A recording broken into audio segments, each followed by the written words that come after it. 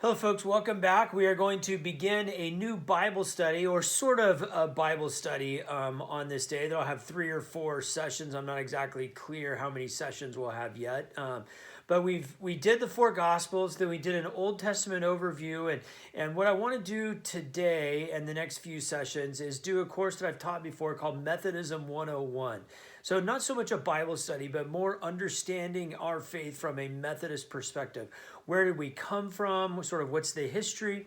What do we believe? What's the theology? And how are we organized? What is the polity?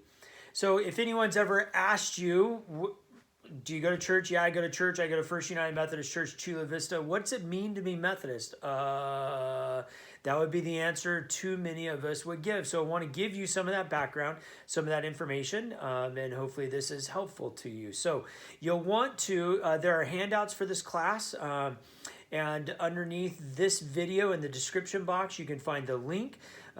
Click on that link. It'll take you to a PDF where you can get the various handouts for this course. So let's get started. First, I'm going to pray for us.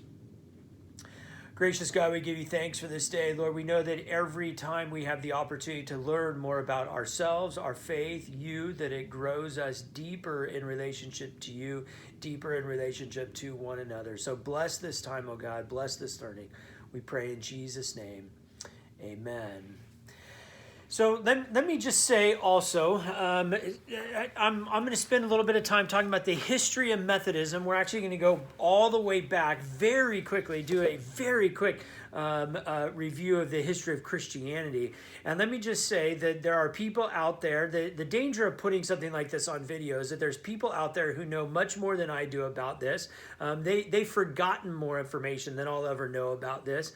I'm dealing with this much information and I have this much time, and so I've got to cut out different things and leave certain things in and certain things out that might be more important to me or to the others. And so this is not comprehensive.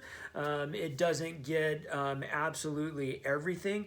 It is just a taste of the material, and so and invite you to have that kind of grace with this material. So there's a link underneath this box that will, if you click on it, it's a live link. It takes you to a website that they do a great job of showing a family tree of Christian denominations in the United States. And it's wonderful. You can click on each one and hover over it. It'll tell you when it started, why it started. That is fascinating. I encourage you to go to that at the end of this study, and you'll see all the different branches of Methodism. I want to talk about that during this time.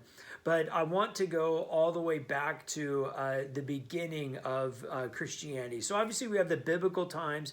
You have disciples following Jesus. Then in the years 100, 200, 300, what is happening is there's a great diaspora, or a spreading out of Christianity. So the disciples took it, the disciples and the others that were there with Jesus and at the resurrection in the story of Acts, when Jesus says, go to the ends of the earth and proclaiming the good news that God has come near to them, they took it seriously and they went all over the place. And so there are Christian communities, some went south into Egypt, some west into Rome, some east into Babylon and Mesopotamia and beyond that. And they went all over. And so there's this great spreading out of Christianity, which is wonderful. But the challenge is this: they don't have technology. They didn't have technology like we have.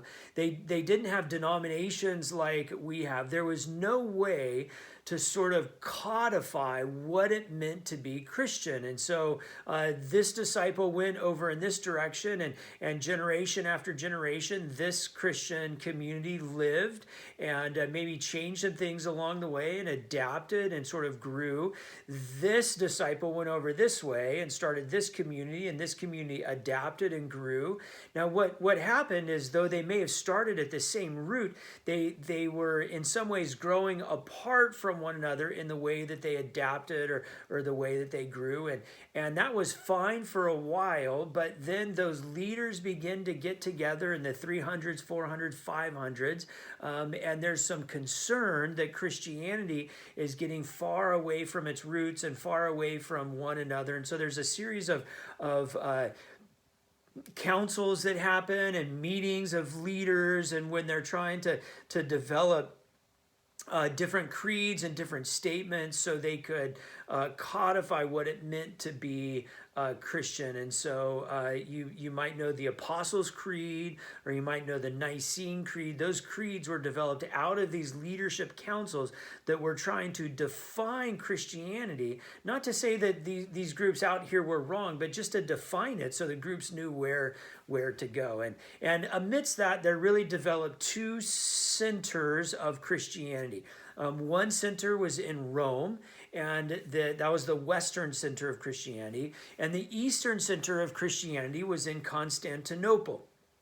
In the year 1054, there's a great schism, and much of it sort of around religious politics. There's a great schism, a divide, and Rome and Constantinople, they sort of decide we're going our own ways, and they're not going to necessarily work together anymore in developing the sort of central tenets of Christianity. So the Roman center, what they call themselves, are the Catholics. Now, Catholics means all. You can see what the kind of statement that they were making. That they encompass all, even though they didn't. That was a statement that they were that they were making. The Eastern folks in Constantinople, they name themselves Orthodox, which means right. So one group says we're all, the other group says we're right. Both of them were pretty clear that they had that they were the correct sort of version of Christians. The folks in Rome, the Pope becomes their leader, and they really fashion themselves after sort of the line of Peter. So upon this rock, and that's what Jesus says in the gospel. So Peter becomes sort of their foundational figure and connection back to Jesus. They have one government that governs all versions of the church underneath them. So the Roman Catholic Church is the Roman Catholic Church, whether you're in Rome, whether you're here in the U.S., whether any part of the world, if you're a part of that church, the Roman Catholic Church is the governmental leadership of the body. Largely the Roman Catholic Church began to move west after that time, though they are a global denomination today. The Eastern Orthodox folks, their center remained in Constantinople. They had what they called a patriarch. There's still a patriarch of the Eastern Orthodox Church today. You might think of that as sort of the Eastern Orthodox Pope. That Paul became their central figure tied back to Jesus. And so Paul, this great evangelist who went around and preached a kind of religious freedom for people. So if you want to eat meat, eat meat. If you don't want to eat meat, don't eat meat. It's okay. There's this religious freedom, but it's still centered on Jesus. And Paul became that sort of a symbol for the Eastern Orthodox folks. And rather than one governmental leadership, they nationalized their leadership. So you can have a Greek Orthodox church, and there's a leader within Greece. You can have a Roman Orthodox, you can have a Russian Orthodox church, and there's a leader within that movement. And so the way that they organized themselves wasn't one body as a Roman Catholic Church. It was nationalistic, depending on where you lived. And largely, in the beginning, while Rome, the Roman Catholics went west, the Eastern Orthodox went east from Constantinople. So there become sort of these two different parts of Christianity pretty early on. In 1534, the Church of England is founded. The Church of England is founded out of the Roman Catholic Church, and the Church of England is founded because Henry VIII, the king, wanted to get a divorce, and he couldn't get a divorce and be in the Roman Catholic Church. So you don't tell the king what to do. He didn't like that. He's not used to being told what to do. He's not granted the divorce. And so he just starts his own denomination, and it becomes the Church of England. It looks very much like the Roman Catholic Church in the way it's organized and in the theology and beliefs, but it is nationalized so that it is just the Church of England. Now, if you look on that, the website that has the different denominations, sort of, if you look up Methodism, off to the left-hand side, off the page, you would see Church of England, that it's from there that Methodism develops. It's from the Church of England, and then you can follow it along from there. So let's talk about the Church of England. John Wesley is the founder of Methodism. His father was a priest in the Church of England. Then later, John Wesley, as a young man, became a priest in the Church of England. There were two, probably more, but two really significant events in John Wesley's life that sort of led to him being called to ministry and understanding his ministry in particular ways. One, he was 7 years old, and there was a fire at the rectory. Now, a rectory is in that day sort of the language for a parsonage. So the home that's owned by the church where the pastor lives. So he's living in a home that his father has, because his father is an Anglican priest. And it catches fire, and he's upstairs in a room, and he is, as he would say, snatched from the tongues of fire. That everyone sort of watching that had assumed that he was going to die. Here's this little boy, and he's trapped upstairs, and he's able to get out, and he's saved from the clutches of fire. Now, I always joke, it's no joking matter, but I always joke about this a little bit. The people who started the fire were people who were parishioners at his father's church who were unhappy with his father. So I always caution new pastors to not share the address of their house with church members, lest the church members are unhappy with them and they come and try to burn your house down. Literally, that's what happened. Church members who were unhappy with his father who came and tried to burn his house down. So that was one event, 7 years old. Fast forward a couple decades, and he's an Anglican priest, and he goes to this study one night where a person is reading Martin Luther's preface to the book of Romans. And I can't imagine that is an exciting work, but that's what was being read, and it was at that meeting that Wesley has this strange warming of his heart. So I'm moving the camera around a little bit because there's a glare coming in. That John Wesley has, he says that his heart was strangely warmed. And it was there that he comes to have this understanding of the depth of God's grace for him. That before then, it was he understood that he was saved by God, but he still had this idea that he was yearning to know, and he was doing some good works, and in that way trying to earn his way into heaven. And it's at that meeting that he says his heart was strangely warmed, and he came to know that he was saved by God's grace and God's grace alone. It wasn't up to him. It's not his work. It is the work of God. And this changes who he is. In some of his travels, he encounters a group of people that are called the Moravians. The Moravians were a group of Christians that in the 1400s, they left the Catholic Church, and they moved over to align themselves with the Eastern Orthodox Church. they found things like personal piety, your own relationship with God, and sort of devotion important. They found things like lay leadership very important, which was not so much revered in the Roman Catholic Church at the day. Missions and evangelizing out into the world became a very important thing for them.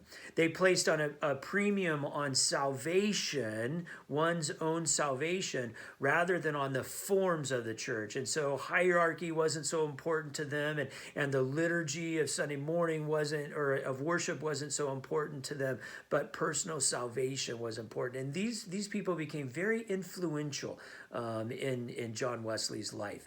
One of the things they said was this: in essentials, unity; in non-essentials, liberty; and in all things, love. Let me say that again. In essentials, unity, that they would define what is essential to be a Christian, and in those things we will have absolute unity.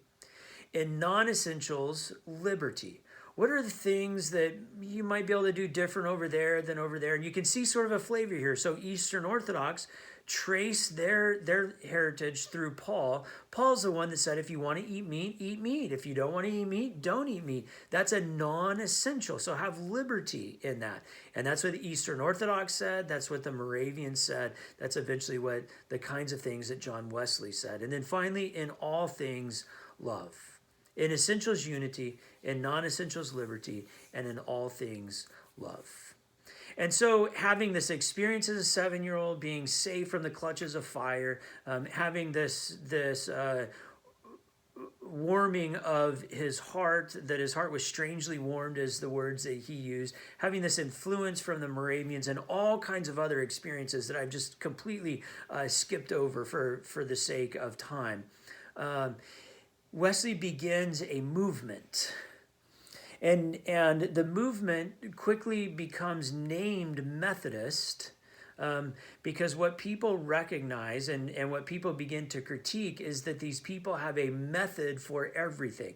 And so Methodist actually begins as a term of derision. Like, look at those people, they have a method for everything in Christianity. And Wesley and the others, they took that and said, all right, we're going to call ourselves Methodists. Indeed, we do have a method. So from a term of derision to a term that they take on as their own. And so when he first started, though, he didn't intend to create a new denomination. He wasn't trying to break from the Anglican Church. All he was trying to do was to build stronger Christians within the Anglican Church. What he recognized is that faith had become sort of dry, that it was an experience that people took on Sunday morning. It was sort of the obligatory Sunday morning for an hour. It was something that you did if you were part of the culture. You worked in a certain profession or whatever, church. So it really felt to him, and he didn't use these words, but we might use the words country club. Like a country club. You went so that you could meet the right people. It was a social engagement. And Wesley said, it's got to be more than that. It's not just a social engagement that we take part in once a day or once a week for an hour. Our faith ought to be something that directs us every single hour of every day. And so he started preaching that message. And he started preaching this message that he had gained from the Moravians and from others, and he started preaching them in Anglican churches. So at the time, he was an Anglican priest, but he worked at the university. And he didn't have his own church, and so as a traveling preacher, he would sort of preach in these different Anglican parishes, and very quickly he drew the ire of many. They didn't like the message that he was preaching. He was stirring the pot too much. He was talking about social issues too much. He was talking about God's grace too much. He was talking about welcoming all kinds of people, and they didn't really like that. And so he got pushed out of Anglican churches. He would no longer be invited to preach there. Well, he didn't stop. Then what he started to do is he started to preach in public places where people would gather. He started to preach at coal mines at the beginning of the day as people were saying goodbye to their loved ones to go down into the mine, this very dangerous thing, way of life. And then he would preach at the end of the day when they came out of the mines. And he preached, the first building was a foundry, this old foundry building, and he used that as his church. And in all of this sort of public preaching to people who were looked down upon, what happened was he began to gain a strong following. Amongst those who were the left out, the non-essential people of that day, and gained a strong following from some of the traditional Anglicans who resonated with his message. And so then with those people, what he did was he developed this weekly system. And the weekly system looks sort of like this. One, you would have a daily time of prayer. So there was a devotional time. Every day there was time that was committed to personal piety, your personal relationship with God.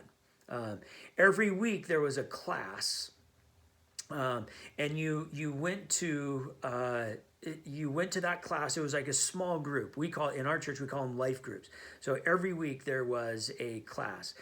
And then every week there was obviously the worship service that you attended in your local Anglican church, or the worship service that he was preaching. And then every week there were acts of service that you participated in. So daily devotional, weekly class meeting, weekly worship, weekly service to others, sharing grace to service. Now let me say something about those classes. The classes really focused around two questions. Question number one is, how is it with your soul?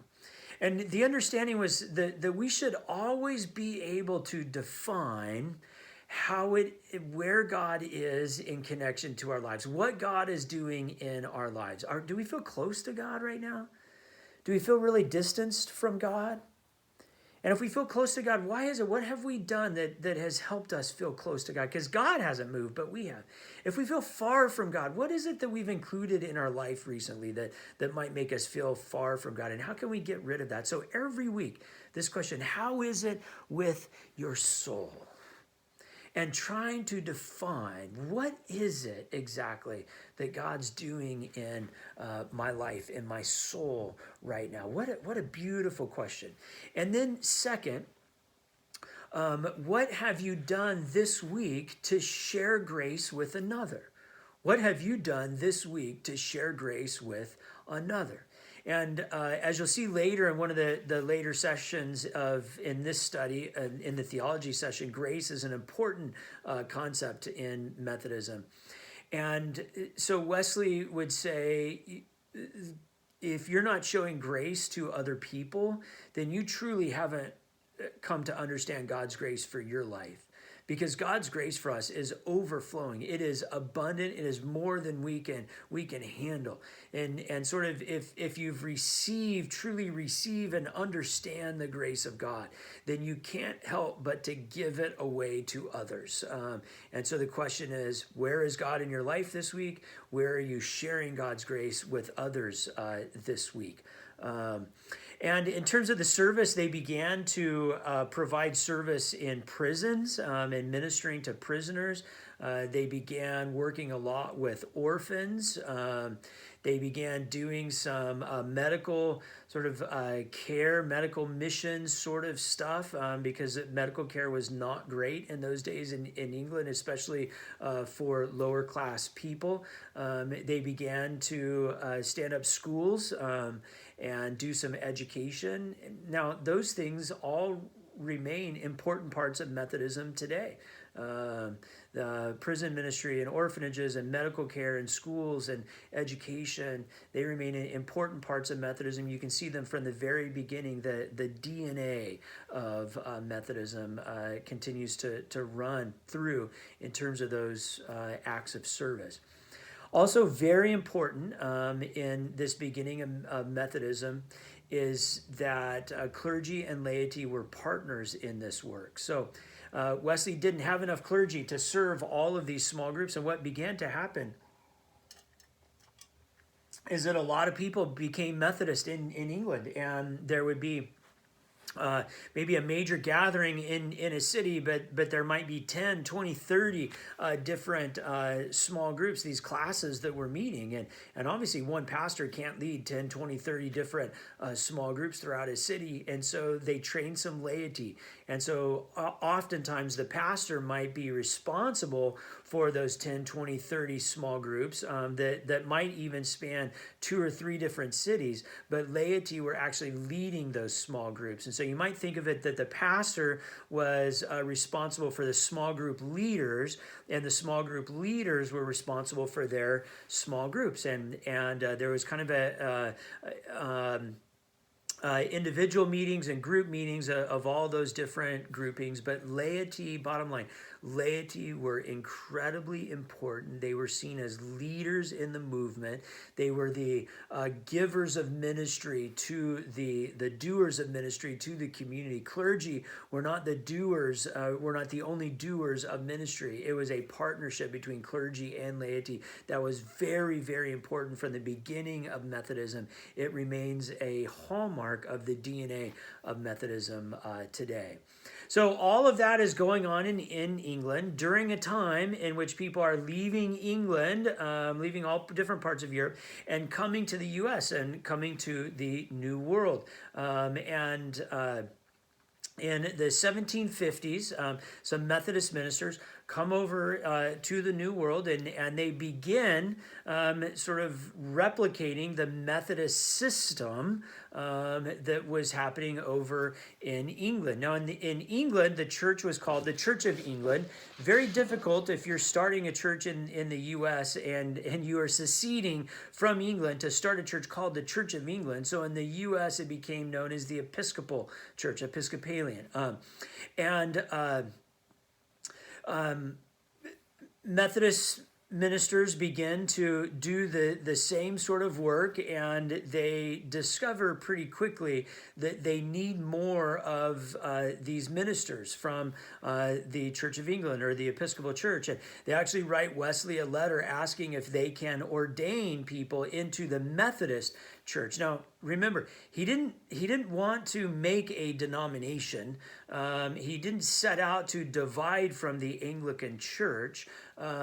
So these ministers in America write him a letter asking if they can ordain people. Now, you don't just randomly ordain people in the Anglican Church. There's a process for doing that. It happens back in England. John Wesley writes to them and says, no, you can't do that. They receive the letter and they do it anyways. And as soon as they begin ordaining people, now they are of a different denomination. The Methodist denomination has begun. So it was actually against his will that the denomination began, but the work of that denomination is what he launched in England. So the denomination is now launched in the United States, and for a long time, there are not a lot of clergy around, and I don't know if this is exactly true or not, but the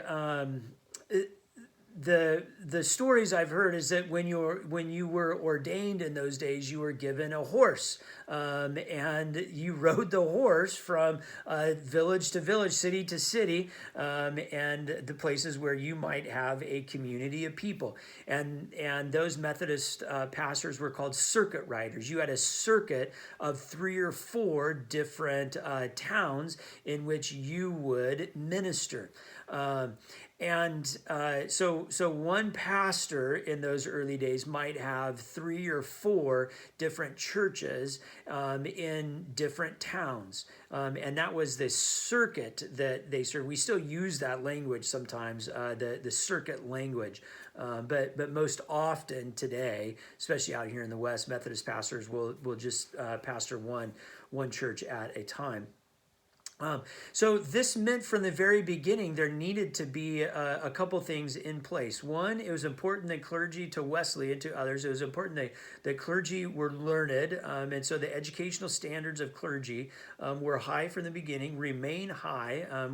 We continue to be one of the denominations that has the highest requirements for education for our clergy. The other thing it meant is that lay people were incredibly important to the ministry. So think about it. Your pastor is only there once a month. So 4 Sundays in a month, 3 Sundays in a month, you have lay people who are preaching, you have lay people who are leading worship, you have lay people who are teaching classes, you have lay people who are leading the administrative life of the church. Once a month, the pastor shows up to his or her day that they're in your parish, or a few days that they're in your parish for a month, and they do a couple things. One, they perform the sacrament. So communion happens when they're there. If there are any baptisms, they wait until the clergy are there to do the baptisms. Sometimes the funerals would wait, though they didn't have to. Then the clergy would be responsible for teaching some of the Bible, but then also training the leadership, caring for the sick during that time, doing sort of crisis care. And so once a month, your pastor was in town for a few days, did the sacraments, did training of the laity, then the pastor rode out of town. And the church was cared for the next 3 weeks by the laity. You can see from the very beginning of Methodism, lay people had a central role in governing and leading the church.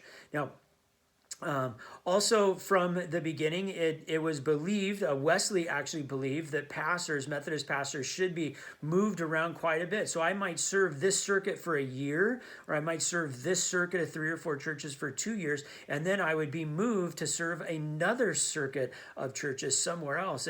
And what he believed is that would both challenge me and not allow the pastor to become complacent in a place, but that would also spread the gifts of the pastor to multiple different places and allow the church to receive the gifts of another pastor. And so Methodism went along like that. You can see on that interactive family tree, just play around with that. It's really interesting. You can see all the different reasons why it combined and divided: slavery, ordination of women, other kinds of issues that were dealt with throughout the years that have caused Methodism to divide and then come back together. Lots of offshoots of different sort of forms of Methodism. We have lots of cousins out there that they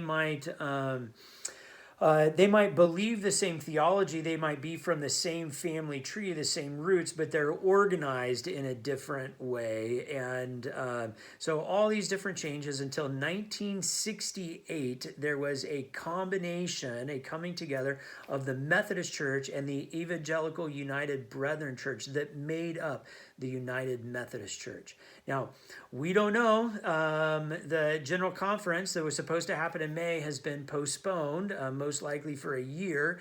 And so we're not exactly sure what's going to happen, but it might be that there's another split that's coming up along the way. But we've divided and come together many times over many important subjects, and I suspect that we will once again continue to be the Church of Christ in the world, no matter how that division or coming together happens over the next a year to 5 to 10 years. So I hope this has been helpful for you. Again, I have touched the very top of all of this history, but I hope this gives you a little understanding of where we come from and where your faith tradition comes from as a United Methodist. God bless. Remember, take care of yourselves, take care of one another. Know that God is taking care of us during these difficult times. Have a good day. God bless.